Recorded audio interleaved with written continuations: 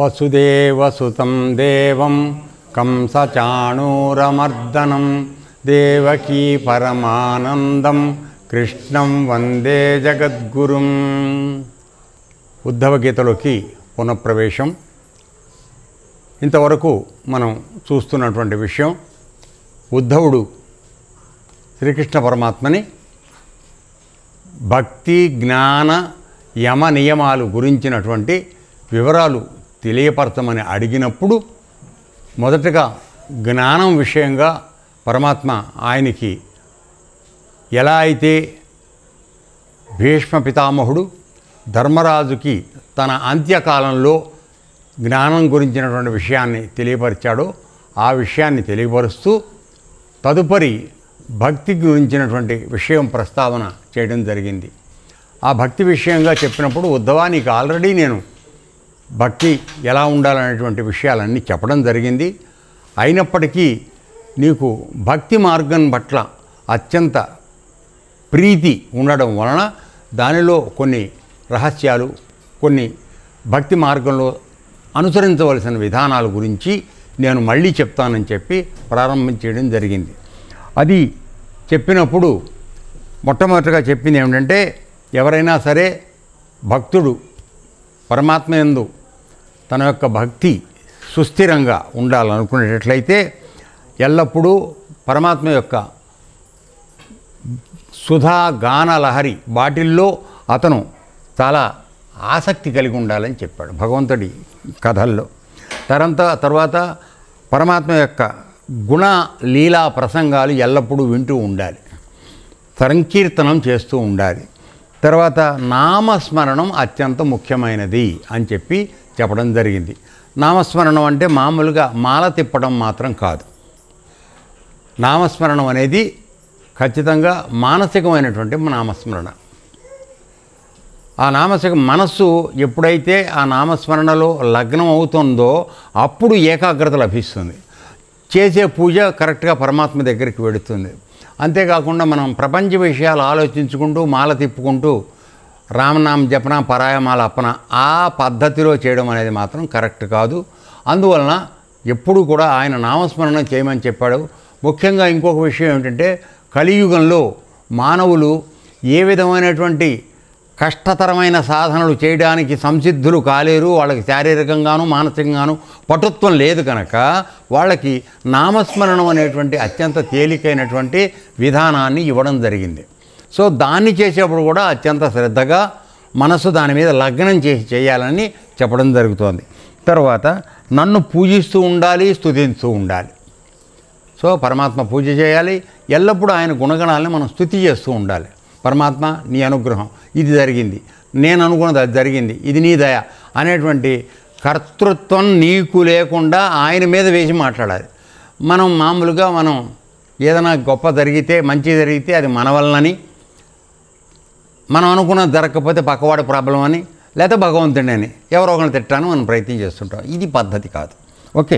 తర్వాత ఈ విధంగా చేయడం వలన సాధకుడికి తన యొక్క భక్తి పండుతుంది అని చెప్పాడు. అంతవరకు మనం కిందటి క్లాసులో చూడడం జరిగింది. ఇప్పుడు దాని కంటిన్యూషన్ ఏం జరుగుతుందో చూద్దాం. భగవత్ సేవా శుశ్రూషలందు అత్యంత ఆదరం కలిగి నిరంతరం చేస్తూ ఉండాలి. సో ఇక్కడ భగవంతుడి యొక్క సేవ, ఆయనకి శుశ్రూష చేయడం పట్ల నీకు అత్యంత ఆదరం, చాలా ఇష్టంగా చేయాలి. అర్థమైందండి? సరే, ఇష్టం లేకుండా చేయకూడదు, ప్రజల కోసం చేయకూడదు. ఎందుకంటే ఇక్కడ మనం పెద్దగా యజ్ఞాలు చేసి అవి చేసి టీవీల్లో చూపించుకుందామని ప్రయత్నం చేస్తూ ఉంటాం జనరల్గా. ఇది ఎవరిని సంతోషపెడతానికి చేస్తున్నాం? పబ్లిక్ని సంతోషపెడతానికి చేస్తున్నాం తప్ప మన మనస్పూర్వకంగా చేసినప్పుడు ఇటువంటి వాటి యొక్క అవసరం లేదు. తర్వాత నిరంతరం చేస్తూ ఉండాలి. ఎప్పుడో సంవత్సరానికి ఒకసారి గుడి తీసి అయ్యవారికి అమ్మవారికి ఒకసారి చేసేసి మళ్ళీ సంవత్సరం అంతా మూసేస్తే అది నిరంతరం చేసినటువంటి భక్తి ప్రపత్తి కాదు. మరి ఆ మిగతా సంవత్సరం అంతా భగవంతుడు ప్రజల యొక్క మొహం చూడకుండా అట్లా తలుపులు వేసి పెట్టడం అనేది సరైనటువంటి పద్ధతి కాదు. మానవులు చేయవలసిన పని అంతకన్నా కాదు. ఓకే.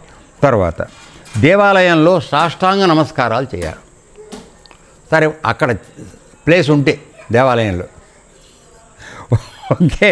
తర్వాత నా పూజా పునస్కారాలే కాక నా భక్తులను మిక్కిలి ఆదరించి గౌరవించి సన్మానిస్తూ ఉండాలి.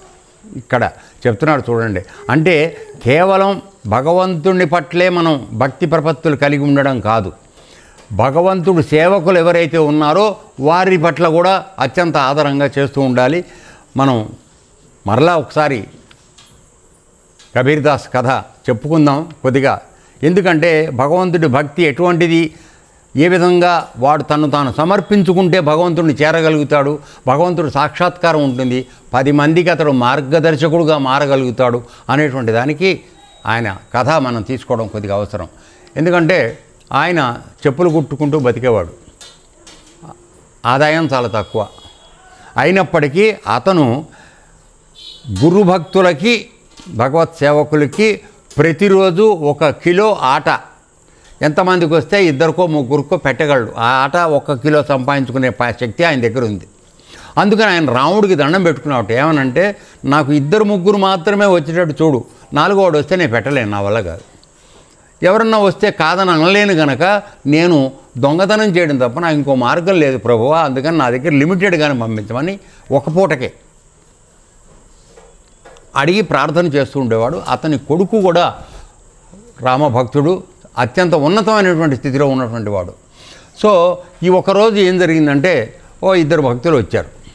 సరే వీళ్ళు ఆ రోజుకు వాళ్ళు మామూలుగా పెట్టగలరు కనుక పెట్టేశారు. పెట్టిన తర్వాత వాళ్ళ దురదృష్టమో ఈయన అదృష్టమో ఏం జరిగిందో మనకు తెలియదు. వాళ్ళు మేము రేపు కూడా ఉంటామన్నారు. రేపు కూడా ఉంటాం అనేటప్పటికి ఈయన దగ్గర సరుకు లేదు. సో తను అనుకున్నటువంటి ప్రతిజ్ఞ ప్రకారం దొంగతనం చేయడం ఒకటే మార్గాంతరం. అందుకోసం తండ్రి కొడుకులు 2 కలిసి అర్ధరాత్రి ఒక షావుకారింటికి వెళ్ళి కన్నం వేసి లోపల దూరారు. తండ్రి బయట ఉన్నాడు, ముసలివాడు కనుక, కొడుకు యువకుడు కనుక హుషారు ఎక్కువ కనుక దూరాడు లోపలికి. సరే ఒక మూటడు గోధుమ పిండి తీసుకుని, అది మాత్రమే ముట్టుకున్నారు, ఇంకేం తీసుకోలే.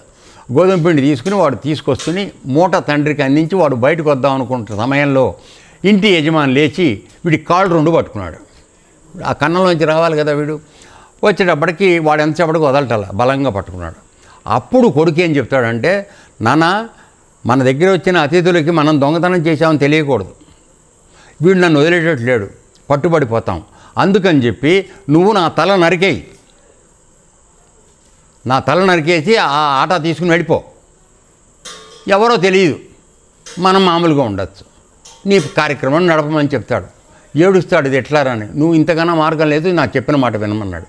సరే ఏడుస్తూ వాడి తల నరికేసి ఆయన తలని పట్టుకెళ్ళిపోయాడు. తర్వాత ఆ ఆట కూడా పట్టుకెళ్ళిపోయాడు. అయితే వీడు ఇంటి యజమాని వదల్లా ఈ శవాన్ని తీసుకెళ్ళి రాజుగారికి అప్పచెప్పాడు. ఎవడో నా దగ్గర చేశాడు, వీడు మొండి ఉంది, తలకాయ లేదని చెప్పి. సరే రాజుగారు ఏం చేశాడు, వీడిని ఎలాగైనా సరే గుర్తుపట్టాలి వీడు ఎవడో అని చెప్పేసి వీడిని తీసుకెళ్ళి కోట గుమ్మానికి ఎలాడదీశారు తలలేని శవాన్ని. ఎవడో అటువైపు చూస్తూ ఏడుస్తూ ఎవడన్నా కనపడితే ఆయన మూసేద్దామని వేశారు. సరే ఈయన ఏమీ చేయలేని పరిస్థితిలో నామ సంకీర్తనం చేస్తూ నగర సంకీర్తనం చేస్తూ తిరుగుతున్నాడు. విచిత్రంగా ఏం జరిగిందంటే వీడు నగర సంకీర్తనం చేస్తూ అక్కడికి వచ్చేటప్పటికి ఆ పిల్లవాడు పునర్జీవితుడై కిందకు వచ్చాడు. కాబట్టి ఇప్పుడు నేరము లేదు, ఇది లేదు, అయిపోయింది. సో ఆ విధంగా పరమాత్మ వాళ్ళని అనుగ్రహించడం జరిగింది. ఇక్కడ మనం కావాల్సింది ఏంటంటే భగవంతుడి పట్ల మాత్రమే నైవేద్యం పెట్టడం కాదు, చేసిన నైవేద్యాన్ని వచ్చిన వాళ్ళందరికీ కూడా సమానంగా నువ్వు పెట్టగలగాలి. అది అప్పుడు భగవద్భక్తుల పట్ల నీకు ఆదరం ఉన్నదనే సంగతి తెలుస్తుంది. అర్థమైందన్న? మన ఇంట్లో మిగిలిపోయిన వాడికి వేసి పెట్టకూడదు, అది కరెక్ట్ కాదు. రైట్. తర్వాత మిక్కిలి ఆదరించి గౌరవించి సన్మానిస్తూ ఉండాలి, వాళ్ళని సన్మానం కూడా చేస్తుండాలి, ఈయన మహాభక్తుడు అండి అని చెప్పి. తర్వాత షడ్రసోపేత భోజన భాజనాదులతో వారిని సంతోషపెడుతూ ఉండాలి. షడ్రసోపేతం అంటే 6 రకాలైనటువంటి రుచులు. సో 6 రకాల రుచులు కలిగినటువంటి ఆహారం తయారు చేసి వాళ్ళకి పెట్టమన్నాడు. ఇప్పుడు మీరు వెంటనే మీరు ఆయన చెప్పారు కదండి ఆట ఒకటే అన్నారు కదా అని దానికి వెళ్ళకండి. అర్థమైందా? మామూలుగా చెప్పబడింది ఏంటంటే నీ శక్తి ఉన్నదనుకో, నీ దగ్గర 1 కోటి రూపాయలు ఉన్నాయి, అన్ని రకాలు పెట్టగలవు, అప్పుడు కూడా 2 రొట్టెలు 2 పెడతానంటావా? అది తప్పు. అర్థమైందా? ఓకే. తర్వాత అంతేగాక సమస్త ప్రాణులలో నన్నే చూస్తూ ప్రాణులందరినీ ప్రేమించాలి. కాబట్టి झटका या हलाल दोनों नहीं मानते हैं. समझे? రైట్. తర్వాత భక్తుని ప్రతి అంగము నా సేవలో లగ్నం కావాలి. అంటే నీకు ఇచ్చిన ఈ శరీరం మొత్తం కూడా దానిలో ఉన్న అన్ని అంగాలు, ఇవన్నీ అంగాలు కదా మనకి, ఇవన్నీ కూడా పరమాత్మ యొక్క సేవలను వినియోగించాలి. మనం ఏం చేస్తున్నామండి? మన కోసం తప్పితే మన కుటుంబం కోసం. ఇంకెవరికైనా వాడుతున్నాం మనం? లేదు.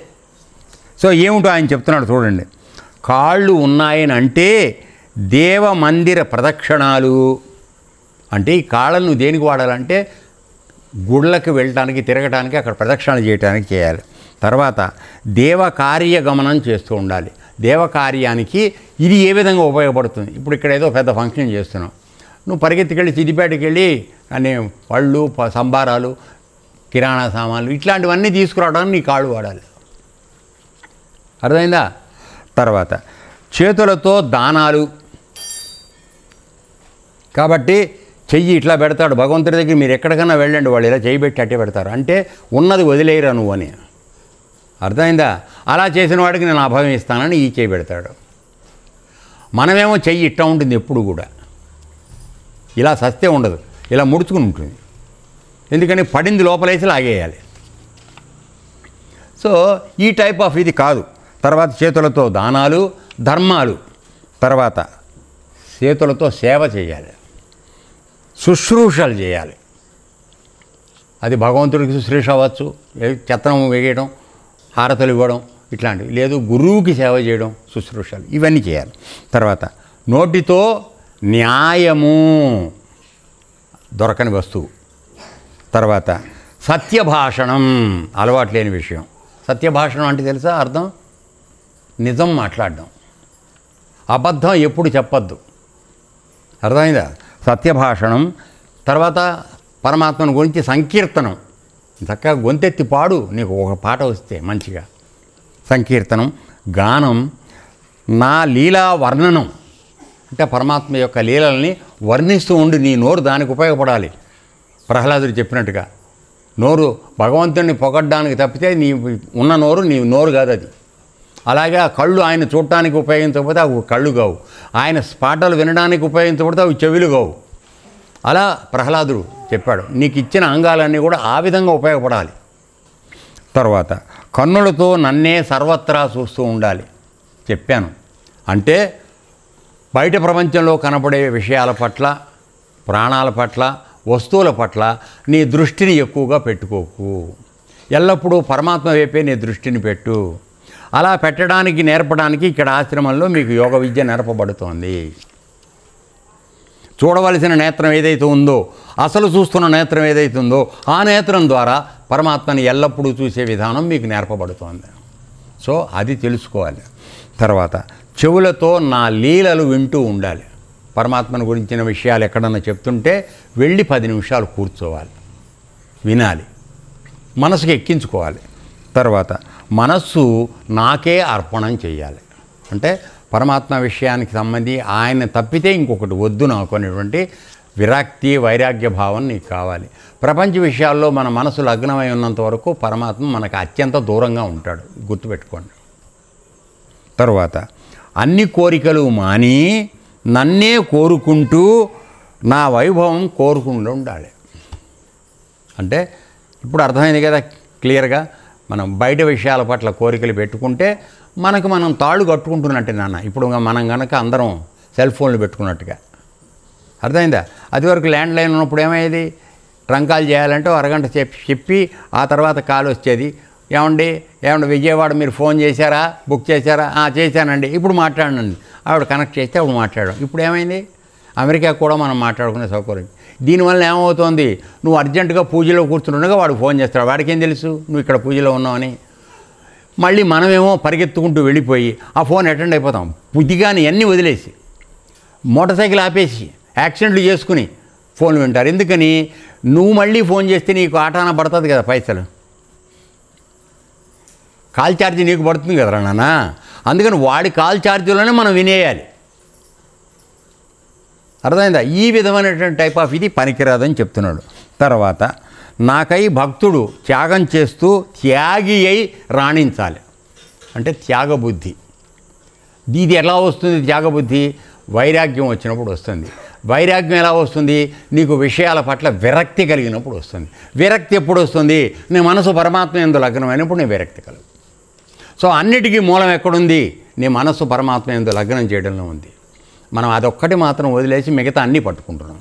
దానివల్లనే మనకి ఎప్పుడు పరమాత్మ దొరికే అవకాశం లేదు, ఆయన పట్టుకునే అవకాశం అంతకన్నా లేదు.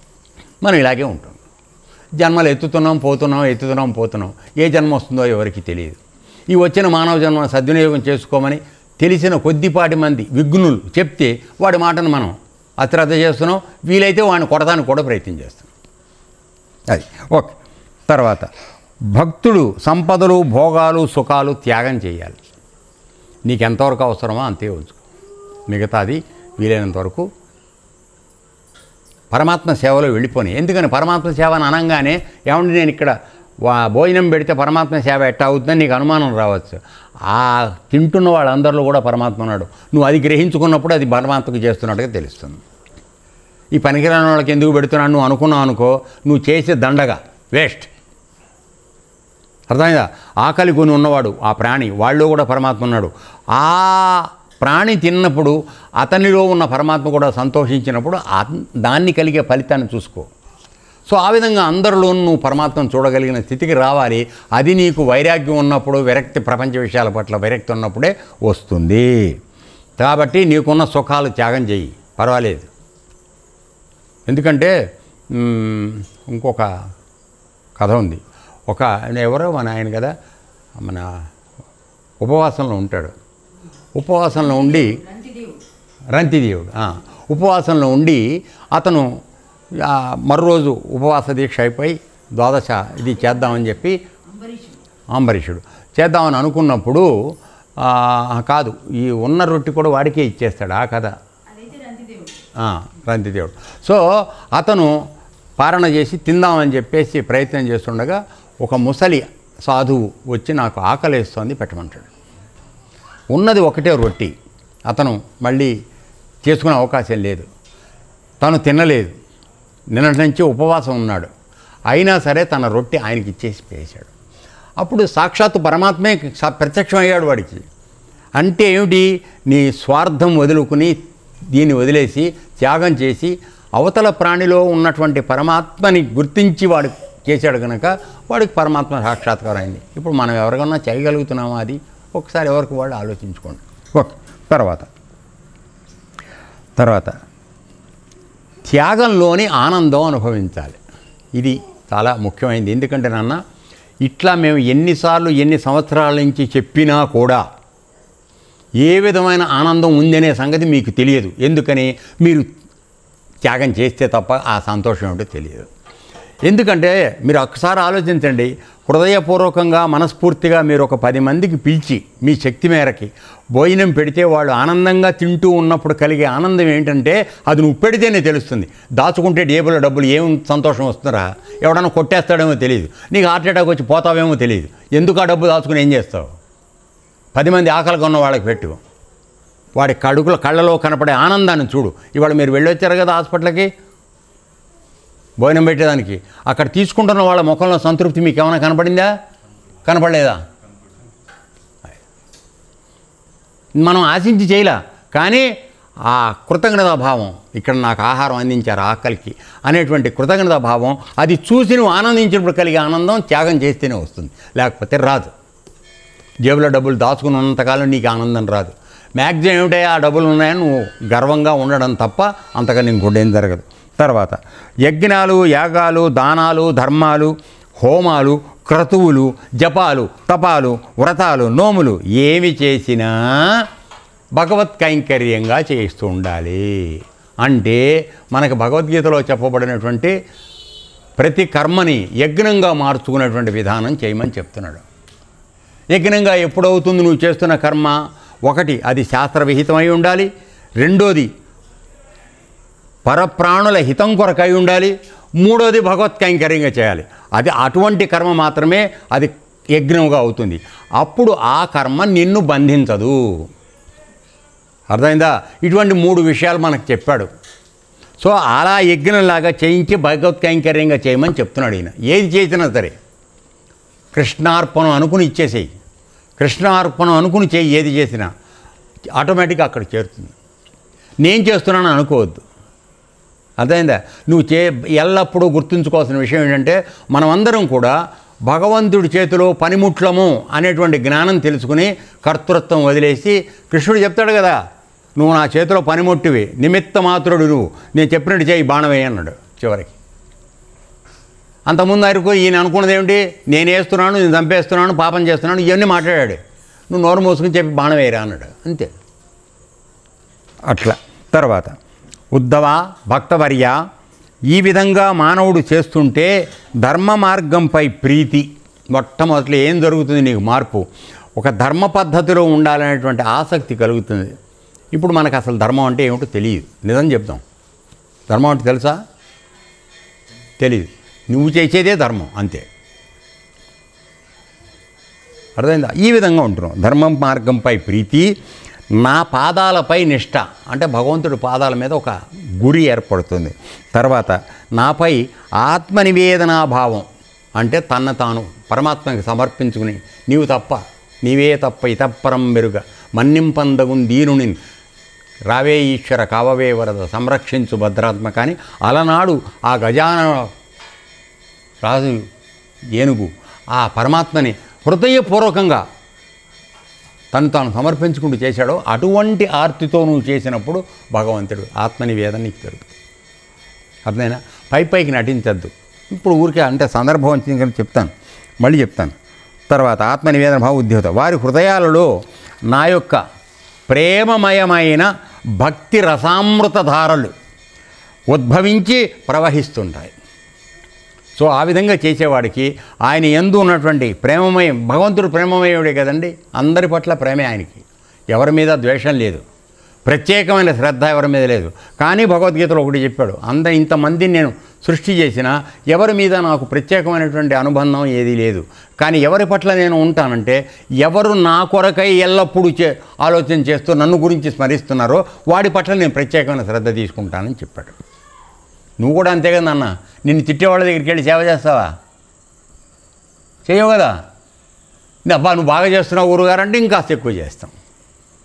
అది ఓకే. భక్తిలత పల్లవించి పుష్పించి ఫలిస్తుంది. అంటే భక్తి అనేది ఒక లత, అంటే లతకి ఎప్పుడు కూడా ఒక ఆధారం ఉండాలి, ఒక కట్టె, అది ఉంటే దాన్ని చుట్టుకుని పైకి పెడుతూ ఉంటుంది కదా. లత అంటే తెలుసా? మల్లె తీగ, మాలతీ లత, ఇవన్నీ సన్నగా ఉండి మనం కట్టె పెడితే దాన్ని చుట్టుకుంటూ పైకి పెడతాయి. సో ఆ విధంగా నీ యొక్క భక్తి అనేది ఒక లత లాంటిది. కాబట్టి దానికి ఆధారం ఏమిటి? పరమాత్మ. ఆ పరమాత్మకు నువ్వు లగ్నం చేస్తే భక్తి లత ఆటోమేటిక్గా పెరుగుతుంది. దానికి అంతరార్థంలో మీకు తెలియదు, యోగం తెలిసిన వాళ్ళకి చెప్పాము మేము ఏమిటంటే, నీ దగ్గర ఉన్నటువంటి మేరుదండం వెనకాల వెన్నుపూస ఏదైతే ఉందో ఆ వెన్నుపూసను నిటారుగా నువ్వు ఉంచోబెట్టి నీ యోగ సాధన అనే దానికి ఆ లతను అందిస్తే అది చుట్టుకుంటూ వెళ్ళి పైన సహస్రారానికి చేరుతుంది. మానవ జన్మ ఎత్తిన ప్రతివాడు చేయవలసినటువంటి అత్యంత ప్రముఖమైనటువంటి అవసరమైనటువంటి కర్మ ఇది. అది వదిలేసి మిగతావి ఏం చేసినా ఈ జన్మే వృధా. నన్ను మన్నించండి ఈ మాట అన్నానండి. మనం చేయాల్సిన పని చేయకుండా మిగతావన్నీ చేస్తున్నాం. ఇది కాదు మనం చేయాల్సింది. తర్వాత ఎవరిలో నా భక్తి ఇలా వృద్ధి అవుతుందో అతనికి మరొక వస్తువుకు కొరత ఉండదు. దీని గురించి అనుకుందాం. ఏమిటి కొరత ఉండదంటే అర్థం ఏమిటి? నువ్వు 24 గంటలు పక్కవాడికి ఏదైనా చేద్దామనే ఉద్దేశంతో ఉన్నావు కదా. భక్తి అంటే ఏమిటన్నా, అంతే కదా. సో అలా ఉన్నప్పుడు నీకు సప్లై చేయక ఆయన ఇంకెవడికి సప్లై చేస్తాడు? ఇక్కడ ఆశ్రమంలో దేనికి కొరత ఉండదు. లేదు అన్నా కూడా మధ్యాహ్నానికో సాయంత్రానికో వచ్చేస్తుంది, అంతే. నీ ఇంట్లో కనుకో అది అయిపోయిందే ఇది అయిపోయిందని నువ్వు మీ ఆవిడ అనుకుంటూ ఇట్టిట్ట అనుకుంటూ కూర్చుంటే నువ్వు వెళ్ళి కొనుక్కొస్తే కానీ అవ్వదు, మీ అబ్బాయిలు కొనుక్కొస్తేనే అవుతుంది, అంతే, లేకపోతే అవ్వదు. ఇక్కడ ఏం చేయక్కర్లా. ఓహో అవసరమైంది ఇవాళ రాలేదు అని అనుకుంటే ఎక్కడి నుంచి ఇక్కడికి వచ్చేస్తాయి, అంతే. ఎందుకని? అది ఒక నిజాయితీతో కూడిన కోరిక, ఫస్ట్ పాయింట్. రెండోది అది సొంతానికి మనం అడగట్లా, పక్కవాళ్ళ కోసం అడుగుతున్నాం. పక్కవాడి కోసం అడిగినప్పుడు పరమాత్మ కళ్ళు మూసుకుని ఇచ్చేస్తాడు. ఎందుకని? నీలో స్వార్థం లేదు కనుక. నువ్వు స్వార్థంతో నీ కుటుంబం కోసం ఎప్పుడైతే అడుగుతున్నావో వీడికి ఇవ్వాలా వద్దని ఆలోచిస్తారు. ఉన్న రహస్యం అది. అందువలన ఇవ్వడం నేర్చుకోండి, పక్కవాడికి పెట్టడం నేర్చుకోండి. దాచుకోవడం పెద్దగా అలవాటు చేసుకోకండి, అది ప్రాణాంతకం నన్ను అడిగితే. నేను ఇంతకన్నా ఇంకేం చెప్పాలి, అంతే. ఓకే. తర్వాత ఈ భగవంతుడి దీనికి వచ్చేటప్పటికి ఈ ప్రకారంగా ధర్మపాలనం చేయు సద్భక్తుని చిత్తంలో జవసత్వాలు సుగుణాలు వృద్ధి పొందుతాయి. ఇక్కడ ఉన్నది రహస్యం. అంటే ఎప్పుడైతే నీ యొక్క శరీరాన్ని భగవంతుడి సేవలో నిస్వార్థంగా వాడుతున్నావో ఆ శరీరాన్ని నిలబెట్టవలసిన బాధ్యత భగవంతుడిది. వస్తున్నా అర్థమైందా? ఆ శరీరాన్ని నిలబెట్టాల్సిన బాధ్యత ఆయనది అయింది. కాబట్టి ఆ శరీరం నిలబెట్టడానికి కావాల్సినటువంటి జవసత్వాలు, వాడికి మంచి గుణాలు. ఎందుకని కొన్ని మంచి పనులు చేస్తున్నాడు, ఇంకా 4 మంచి పనులు చేసే ఇది అవకాశం వాడికి ఇద్దాం అనేటువంటి తత్వం. ఆ విధంగా సహాయం పైనుంచి వస్తుంది. ద్రౌపది అమ్మవారికి చీర వచ్చినట్టుగా. అర్థమైందనా? సో అది లేకుండా సద్భక్తుడు, మంచి భక్తుడు వాడు కోరుకుంటే అవన్నీ జరుగుతాయి. వాడికి ఏవి లోట్లు, అదే ఇందాక చెప్పాడు కదా మనకి, ఏ వస్తువుకి కొరత ఉండదంటే ఇదే అర్థం. తర్వాత అతడు శాంతుడై ఆత్మజ్ఞాన తత్వాభిలాష అవుతాడు. ఎల్లప్పుడూ శాంతంగా ఉంటాడు. ఎందుకని? రజోగుణం యొక్క ప్రభావం వాడికి తగ్గిపోతుంది. రజోగుణం ఉన్నప్పుడే ఎక్కువగా, అసలు మానవ జన్మకు వచ్చేదే రజోగుణం ఎక్కువగా ఉన్నవాడు. మీకు రహస్యం చెప్తున్నాను, భగవద్గీతలో చెప్పింది. రజోగుణంలో ఉన్నవాడే మానవుడుగా పుడుతూ ఉంటాడు. వీడికి తెల్లారి లేచిన కాడి నుంచి ఉరుకులాట, పొట్ట తిప్పలు, ఉరుకులాట. ఎంత ఉన్నా చాలదు. అడ్డమైన దోవలైనా సరే సంపాదించేసి దగ్గర వేసుకోవాలి. ఈ దుర్బుద్ధితో మనుషులు పాడైపోతున్నారు. ఒక దగ్గర ఆగాలి కదా నాన్న. దానికే ఉదాహరణ చెప్పాను నేను. అన్నం పెట్టాను నీకు, భోజనం ఇంత తింటావు. సరే నేనేదో మొహమాట పెట్టాను, ఈ మాత్రం తిన్నావు. సపోజ్ ఇంత పెట్టాను అనుకో, తింటావా? వాంతులై చచ్చి ఊరుకుంటావు. అదే డబ్బు విషయంలో ఒక కట్ట వేసా, అన్నీ ఉన్నాయి కదా, ఇంకో రెండోది కూడా ఇస్తే బాగుండు అనిపిస్తుంది నీకు. రెండోది వేసా, మూడోది వేసా, నాలుగోది వేసా, మొత్తం వేసే వరకు నీ దృష్టి ఆనదు. అప్పుడు కూడా అయిపోయినాయి కనుక ఊరుకుంటావు. కానీ లేకపోతే నాయన పక్క నుంచి తీసి ఇంకా వేస్తానంటే ఇంకో 4 తీసుకుంటావు. అంటే ఎంత దుర్మార్గపు తీరని తృష్ణలో పడి చచ్చిపోతున్నారో ఆలోచించండి. నిన్ను నేను సంతృప్తి పరచలేను డబ్బు ఇచ్చి కదనా, ఆస్తులు ఇచ్చి. సో నువ్వు తెలుసుకోవాల్సింది ఏంటంటే, ఎక్కడికైనా సరే దొరికిన దాంతో సంతృప్తి పడడం నేర్చుకోండి. లేని దాచుకోను దానికోసం వెంపర్లాడొద్దు. ఇదే మీ అశాంతికి కారణం. అర్థమైందా? అది ఓకే. అప్పుడు వీడేమవుతాడంటే ఆత్మతత్వజ్ఞాన అభిలాష అవుతాడు. అంటే పరమాత్మ తత్వాన్ని తెలుసుకోవడానికి వీడి దానికి ఉత్సాహం కలుగుతుంది. ఎప్పుడు సంతృప్తి కలిగినప్పుడు. అంతే కదా. నువ్వు ఇంకా వెతుకులాట్లో ఉండగా నువ్వు నేను జ్ఞానం చెప్తానంటే వింటావు నాన్న? నువ్వు ఉండు గురువుగారు, నాకు పని ఉంది, ఇంక 4 చేసుకుని అమ్ముకోవాలి, ఓ 10 రూపాయలు వస్తే కానీ నాకు పని జరగదు, నువ్వు కాసేపు ఆగమంటావు నన్ను. అవునా? అంతే. అలాగే అప్పుడు ఆ సాధకుడికి ధర్మజ్ఞాన వైరాగ్య ఐశ్వర్యాలు స్వయంగా ప్రాప్తిస్తాయి. ఆశ్రమాల్లో డబ్బులు ఎందుకు వస్తాయి? ఏ కార్యక్రమానికి లోటు లేకుండా ఎందుకు నడుస్తుందంటే, స్వార్థం లేనటువంటి సేవా కార్యక్రమం నడుస్తుంది కనుక అక్కడికి ఆటోమేటిక్గా ఎవడో ఒకటి రూపంలో వచ్చి ఇచ్చేసి పెడుతుంటారు. అర్థమైందన్న? తర్వాత ఇప్పుడు వాడికి ఏమిటి జరుగుతుంది? సాధకుడికి ధర్మ జ్ఞాన వైరాగ్య ఐశ్వర్యాలు 4 విషయాలు చెప్తున్నాడు. అంటే వాడికి ధర్మం ప్రాప్తిస్తుంది. ఎందుకని? భగవత్ మార్గంలో ఉండి సత్యాన్వేషణలో సత్య మార్గాన్ని విడిచిపెట్టకుండా ధర్మాన్ని ప్రాతిపదికగా పెట్టుకుని వాడు బతుకుతున్నాడు కనుక అది అభివృద్ధి అవుతుంది. తర్వాత దానివల్ల జ్ఞానం వస్తుంది. అంటే ఏది చెయ్యాలి ఏది చేయకూడదనే విచక్షణ జ్ఞానం మనందరి దగ్గర ఉంది. అది కానీ మనం ఏనాడు దాన్ని విచక్షణాయుతంగా వాటల్లా. విచక్షణ అనేది లేకుండా తప్పు పని చేసుకుంటూ వెళ్ళిపోతున్నాం. రైట్. తర్వాత వైరాగ్యం సిద్ధిస్తుంది. అంటే కనపడిన దానికలా పరిగెత్తడం మానేస్తాం. తర్వాత ఐశ్వర్యాలు వద్దన్న కూడా వస్తుంటాయి డబ్బులు. చూడండి మన జీవితంలో కూడా జరుగుతూ ఉంటుంది. భగవంతుడితో సంబంధం లేదు. బాగా యవ్వనంలో ఉన్నావు నువ్వు, ఒక కోడి తినగలిగిన స్థితి ఉంది. అది అలా మా ఉదాహరణ చేస్తే బాగా అర్థమవుతుంది నీకు. మామూలుగా అయితే 2 కాళ్ళు 3 ముక్కలు 4 ముక్కలు తింటాం. అట్లాంటిది పూర్తిగా కోడి తినగలిగిన శక్తి ఉంది. ఆ రోజున కోడి కాలు కూడా మన దగ్గర డబ్బులు ఉండవు. ఒక కాలు కూడా మన దగ్గర డబ్బులు ఉండవు. ఆకలితో ఎవడన్నా తింటూ చూస్తే నాలుకెమ్మట కార్చుకుంటూ బాధపడుతుంటాం. లేదు పొరపాటున ఉన్న పార్టీకి పిలిస్తే అక్కడ 4 ముక్కలు తినేసి వచ్చేస్తుంటాం. ఓకే, అయింది. బాగా సంపాదించేప్పుడు 50-60 ఏళ్ళ వయసు వచ్చింది. పైసలు జమైని కొద్దిగా వృద్ధి పొందుతాయి కదా. ఇప్పుడు నువ్వు కోడి తిందామని కోరిక నీకు పూర్తిగా ఒక కోడిని కొని తినగలిగిన పరిస్థితి ఉన్నా నీకు అది హజం కాదు. ఏమైందిరా అయ్యా? ఇప్పుడు కూడా ఆకలితోనే ఏడుస్తున్నావు నువ్వు. అంటే తీరని కోరికతో. దాన్నే తృష్ణ అన్నారు. అర్థమైందా? అన్నీ భగవంతుడు మనకి ఇట్లా అంత దూరంలో చూపిస్తూ ఉంటాడు. ఇది చూసుకుని చొల్లు కార్చుకుంటూ మనం పరిగెడుతూ ఉంటాం. అర్థమైందా? ఒకసారి ఎప్పుడు అందిస్తాడు, మళ్ళీ లాగుతాడు. అది లాగితే 10 ఏడుపులు వెళ్ళిపోయే వరకు అది అట్టగా ఉంటుంది. మన జరిగిన ఒక్క మంచిని ఆలోచించుకుని 10 దుఃఖాలను మింగుతూ బతుకుతూ ఉంటాం. ఇంకా రేపు మంచిది వస్తుందేమో, ఇంకా రేపు మంచిది వస్తుందేమో, ఇంకా మంచిది రేపు వస్తుంది. ఈలోపు చావడం అయిపోతుంది.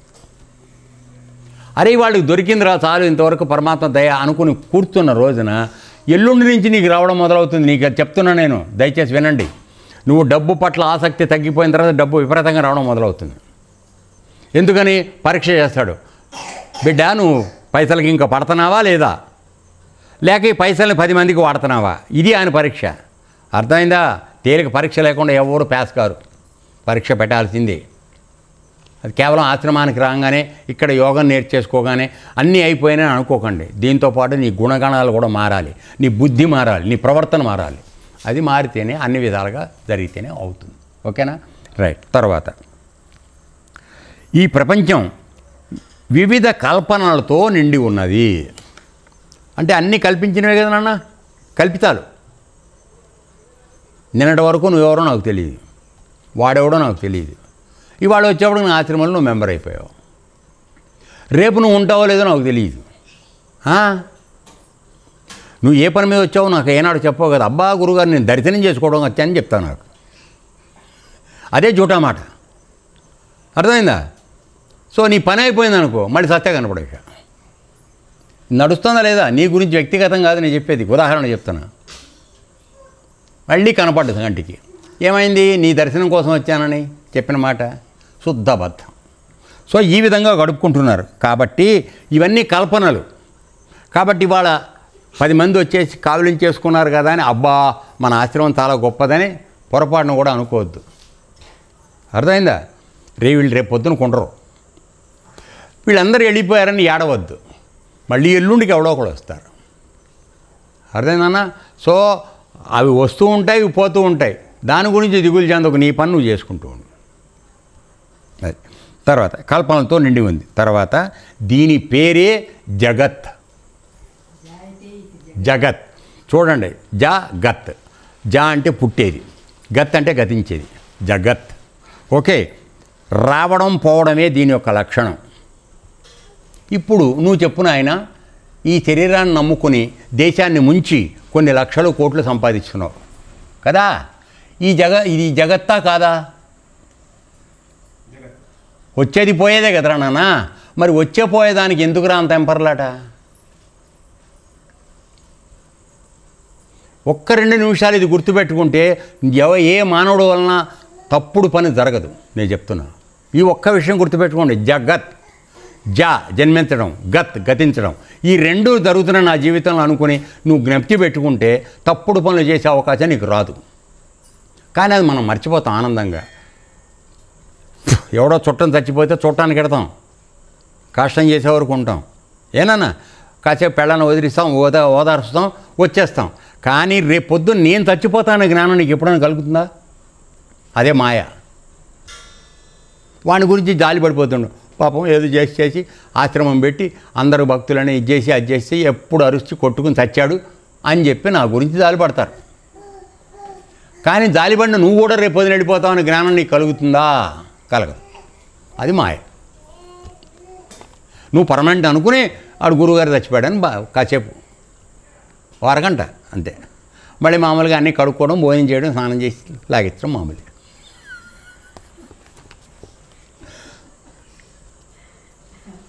ఎవడరా నిజంగా ఏడ్చేవాడు చెప్పు, నాకు తెలియకూడదా? ఏమి లేదు, అబద్ధం అది, నటన. జగత్ ఏ పూరా జగత్ హై. ఓకే, రావడం పోవడమే దీని లక్షణం. ఏ వస్తువు సుస్థిరంగా ఉండదు. అర్థమైందా? వస్తువు అనగానే తయారు చేయబడింది, తయారు చేయడానికి నాశనం ఉంటుంది. తర్వాత చిత్తం దీని యందు తగులుకుంది అంటే మన చిత్తం ఆ విషయాల్లో తగులుకుంటే ఇంద్రియాల వెంబడి అటు ఇటు తిరగడమే దాని పని. సో మన యొక్క చిత్తం ఎప్పుడు పరమాత్మ యందు లగ్నమైతే వీటి ప్రభావం ఉండదు. మనం అది గుర్తుపెట్టుకోండి. అలా కాకుండా ప్రపంచ విషయాల పట్ల మనం ఆసక్తి చూపిస్తే ఇవాళ ఇదైంది, కూలర్ అయింది, రేపు మైక్ అయింది, రేపు ఎల్లుండి రికార్డర్ అవుతుంది, తర్వాత ఒక ఏసీ అవుతుంది, తర్వాత ఇంకోటి అవుతుంది, తర్వాత అంతే. ఏనాడు ఒక స్థిరంగా ఒక ఆశ మీద ఉండవు. అర్థమైందా? అంతే. తర్వాత ఇంద్రియాల వెంబడి అటు ఇటు తిరగడమే దాని పని మన యొక్క చిత్తానికి. తర్వాత ఈ తీరున చిత్తంలో రజోగుణం ఉరకలెత్తుతుంది. నేను చెప్పాను కదా, మానవులందరూ పుట్టేది రజోగుణం ప్రభావం ఎక్కువగా ఉన్నవాళ్ళు మానవ జన్మకు వచ్చేది. ఈ మానవ జన్మలోనే బాగా తమోగుణం ఎక్కువగా ఉన్నవాళ్ళు కింద శాఖల్లో పుడుతూ ఉంటారు. వాడికి తొయ్యదు, నువ్వు చెప్తే వినడు. ఏదైనా మంచి చేద్దామని పోతే నేను కొడతానికి వస్తాడు. సో ఆ విధంగా వాడు ఎల్లప్పుడూ ప్రవర్తిస్తూ ఉంటాడు. కొద్దిమంది, అతి కొద్దిమంది చేతి వేళ మీద లెక్క పెట్టుకోవచ్చు.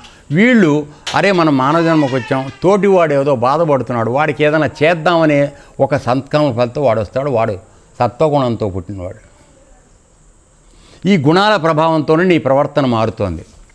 నువ్వు తీసుకునే ఆహారాన్ని బట్టి నీ గుణాలు మారుతున్నాయి. అందుకని ఆహారం పట్ల జాగ్రత్త చెప్తున్నాం మేము. అంతేగాని మీరు తింటే మాకు వచ్చే నష్టం ఏం లేదు. తినండి, మీ ఇష్టం వచ్చింది తినండి, ఇష్టం వచ్చినట్టు ప్రవర్తించండి. ఏమండి? సో తీసుకునే ఆహారం 70% నీ మైండ్కి పెడుతుంది.